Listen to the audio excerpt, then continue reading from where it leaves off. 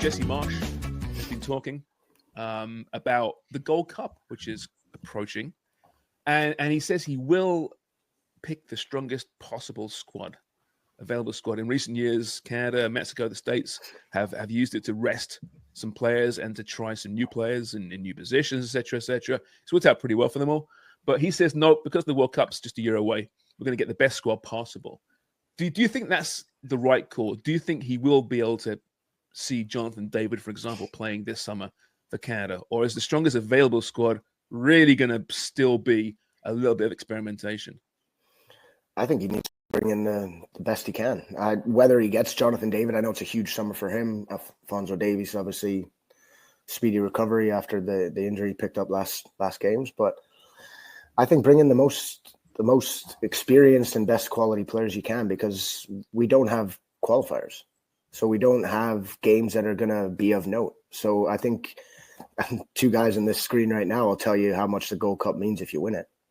So it's a matter of like bring in what you can and go out and try and win a trophy, because they're not going to get that many games together against top sides. And if they do get opportunities against the US, Mexico's, Panama's, Costa Rica's, Jamaica's, them sorts of games, you need to keep gelling and keep getting more time with Jesse's ideas. And I think go out and try and win the damn thing. Don't show up with a no disrespect, a half-assed team. Like I never used to be a fan of the non-international break friendlies where they'd go and play the dog and duck, and they'd bring in like guys who couldn't get games in MLS.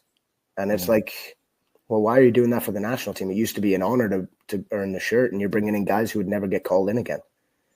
And I think now is the opportunity for him to not experiment as such, but bring in players and bring in your strongest squad, but then give guys time that maybe are getting limited minutes with him, but guys who are going to be a part of his probably 26 players leading into the World Cup. I think if you're Jesse Marsch, you're starting to think about that, right? Because it's 6 international windows before the World Cup, if I'm not mistaken. Mm-hmm. And it's also what you're saying, Humey, I completely agree. It's go in as heavy as you can with the best squad possible, and also projecting forwards to who you think that squad is going to be for the World Cup.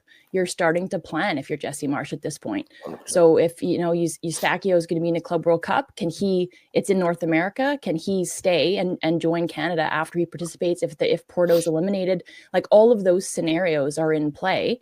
And you just increase the competition within that depth chart, within the guys who are called in. And that will lead to the best possible Canada next summer. And I think that's what, if you're Jesse Marsch, that's what you're thinking about. Yeah. There is also that Canadian Shield He Believes Cup before as well. So there are games there where maybe you could debut some younger players or maybe try experimentation there. But Jimmy, I mean, okay, let's look at the strikers. He knows who John David is.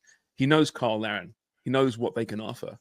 Wouldn't there be a good chance now, Jimmy, for Promise David, Dan Jefferson to get a run up front to see what they can do, considering that they haven't really got any minutes so far for Canada? Yeah, it's an opportunity, but at the same time, it's a Gold Cup.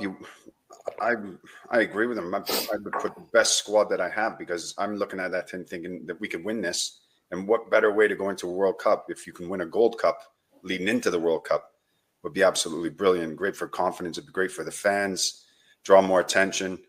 So for me, I think he's got to bring his best players and go for it, because they're in a squad, they're in a group that I think they can easily win. And then if they get through, and then they cross over and they'll play like the second best team of another group, which looking at it there, they'll be able to win that. And I think they could go on a good run if they bring everybody back. But I don't think the Gold Cup use it to experiment with players. Maybe save a little bit for the Canadian Shield and try different players then. But for the Gold Cup, I think you've got to go in there with the mindset that you're going to win it. Is that the official name for the tournament? Because we've been referring to it consistently as He Believes. Is it called the Canadian Shield? No, yeah, it is, but we're not calling it that. Yeah, we're changing it. Is He Believes Cup, we're calling it. Right. Okay, officially, right now. And rose gold is the color of it, right? Yes. No, that's reserved by CONCACAF for women's tournaments. Sorry, you can't have it. We want it. We want rose. We want everything. We've talked about this. Yeah. Misogyny. Go misogyny. Hey, Craig, so what are your thoughts on this? I mean, they could still win it potentially with Promise David and Dan Jefferson, Tani Aloashai, for example. Are you with these guys that regardless if you can get John David, you still play John David? Yeah, I am in the same thought as these guys. I mean, you have to worry about. I mean, Jesse has to worry about burnout a little bit too. If anybody's involved with the Club World Cup and then swapping straight into the Gold Cup, I mean, there has to be some off time for these guys too, as well, and balancing all that as well as new players and opportunities. I think that it's not as easy as it looks for Jesse Marsch to try to balance all these different issues. But that's a good point, Humey. In some ways, are they better off to rest certain players who have been going full on all year long?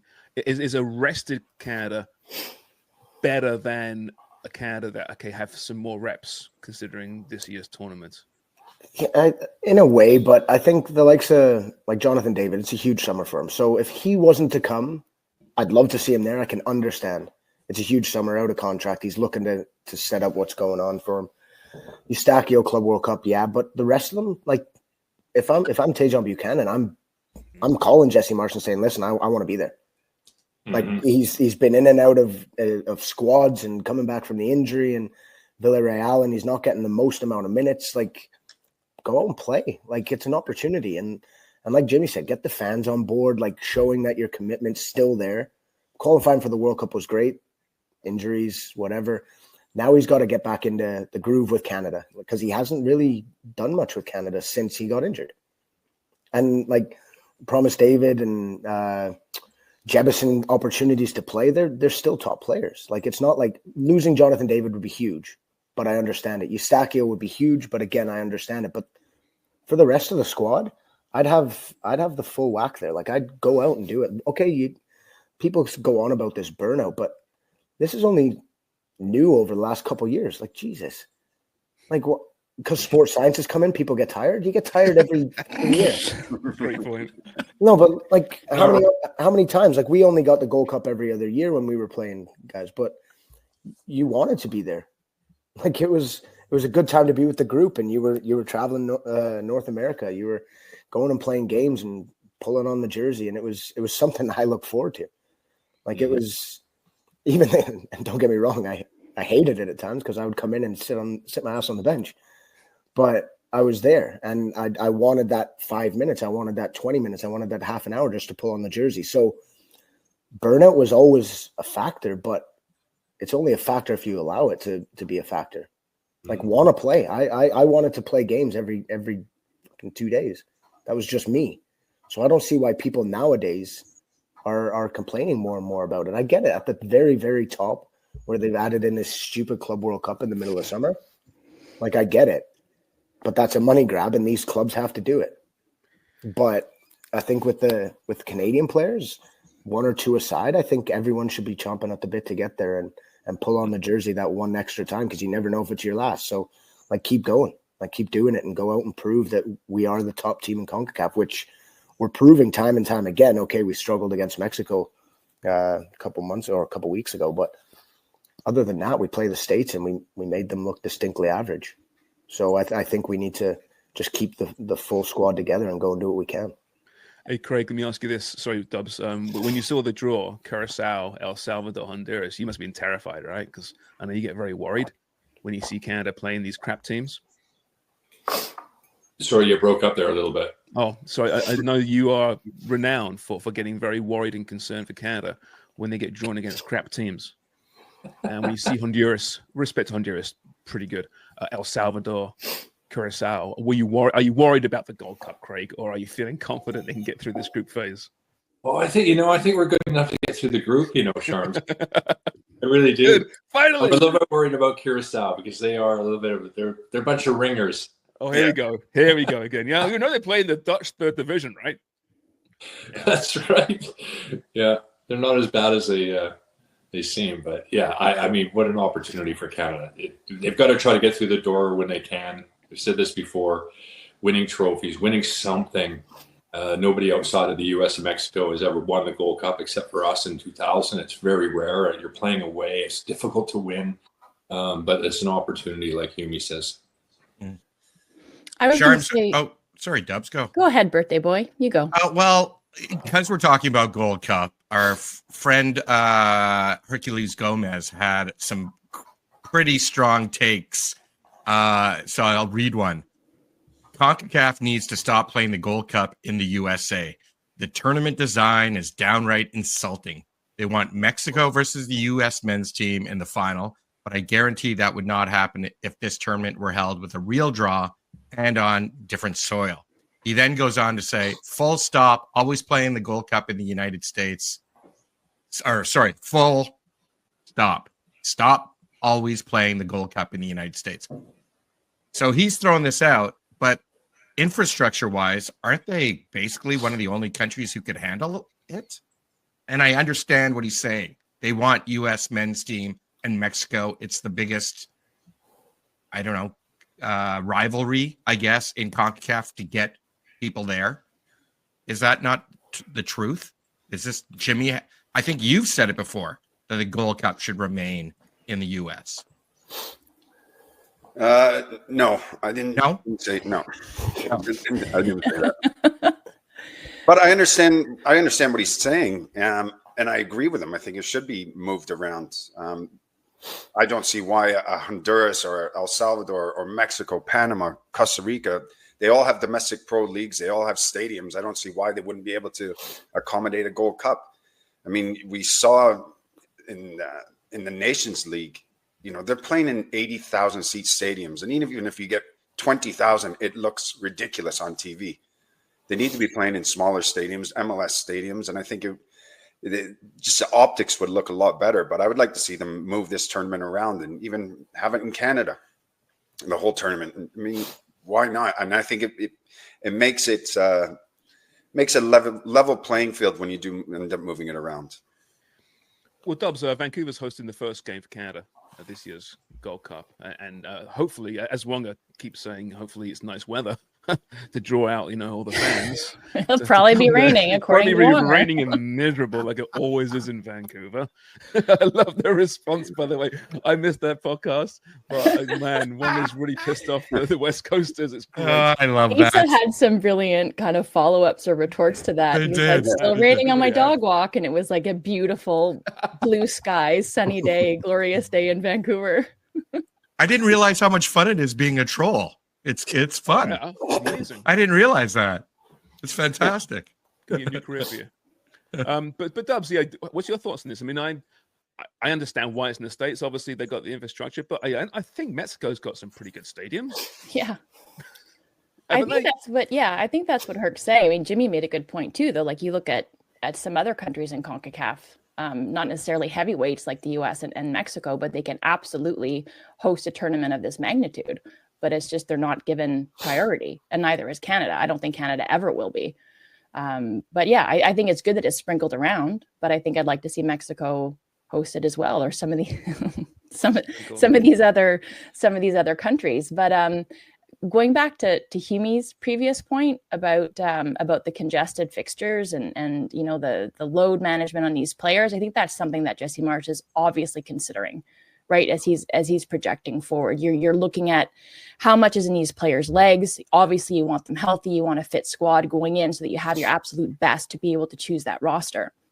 But I think you also look at these tournaments, whether it's the He Believes or the Gold Cup, you want to go in with your heavy hitters, but you also want to manage everybody's minutes in a sense. So if you can get people coming off, whether you're John David or you're Stephen Eustachio, off of the back of this Club World Cup, be it ridiculous or not, they'll be in North America. You get them to join the squad and you can control the minutes that way, right? Like there's nothing to say that they can, 45 minutes or half an hour here and there. And then you still get everybody together, still building that really important culture. And then another point, adding to what Humey was saying, is a guy like Tajon Buchanan, like why can he not? I wanted to put it to all three of you guys who have had really long, impressive careers with the national team, and then balancing that with your form at club. Is can you use these types of tournaments as an opportunity to get seen? Like Craig, I know you bemoaned Kone, I think went to Marseille off the back of one single match against France, right? So like, that's great. But I mean, if Tajon, I think he's a proven commodity, an asset. If he can get his form going with Canada then all of a sudden that makes him more attractive. Then maybe that bumps up his minutes with Villarreal, right? Like, I mean, there's one that begets the other, and maybe getting things going, getting in sync, getting your feet back underneath you with the national team can lead to better things happening for you at club. Absolutely. Absolutely. I think Tajon's in that position too, where he, everybody's different. And that's why I say that Jesse's got to balance all that. Tajon is the type of player, and certainly in that position right now where he needs games and he needs national team games. And I think that just overall playing more consistently, I think that he's a better player for that. So some guys like to play all the time. Some guys certainly are better when they get some minutes underneath them. And I think Tajon is one of them. Hey, Humey, I'm with you. I think Tajon is probably the one player who could benefit the most from a summer of football. Kone's mentioned there as well. Absolutely. He's not getting a ton of minutes even at Rennes at the moment. Who is there a player that stands out to you that really does need this football this summer? Provided it's going to be successful, I'd say the likes of Oso, somebody who can go and get a couple wins under his belt. That's a good point. But I think majority of them, it's preseason. So I'd rather play against Honduras in Houston than playing in the UK against fucking Bamber Bridge away from home for 45 minutes. You know what I mean? Did you actually play against Bamber Bridge? I used to play them every preseason. We had Chorley and Bamber Bridge because they were locals. Chorley for Preston. So, but that's what I mean is I'd rather a competitive game for my preseason. So I know they load manage you in preseason, but if you've done the bulk of your preseason with your club and then you come into the national team, you're into competitive games. So getting that opportunity for me it's better than preseason games back home tenfold. Like you're going into something that you actually have to put the effort into. A lot, as to Jimmy and Craig, you go to preseason games and you can dolly around in flip-flops and with a cigar in your hand half the time, and you don't care. You're just getting minutes, and then you get off and you get showered and you run the next day. Like, why not go and do it with the national team? Do it in competitive natures. Go into a game where you've got to you're pulling on the jersey, which means something, and you're having to give 100%. It's a different level. Yeah. So for me, I'd take the Gold Cup every day of the week, twice on Sunday. Like, that's the sort of thing I do all the time. And preseason and load management, you've had your month and a bit off. Okay, now it's back to work. You got a huge year. It's not even just a normal year. It's a huge year. Yeah. So go and do it. Humey's right, because I remember when we had the Gold Cup, your season finished mid-May, and then the Gold Cup would end up starting in June. So you'd have maybe a week or two off. Your fitness levels were so good. You go straight into the Gold Cup, play the Gold Cup. And then when you came back to your club in July, you missed all that preseason, all that heavy running. And I was buzzing with that because I was like, look, I've been playing games. I'm fine. Yeah, I'm not doing any of that running. And it was just management. And then off you go and you're ready for the beginning of the season. So anything to get out of that bullshit preseason running. Oh, I hated it. I was the cart horse at the back pushing people. Like, oh, go on, guys. Don't get too far, but I'm here. Go on. Pulling up the rear. Oh. Yeah. Just had to beat the goalkeepers. That was it.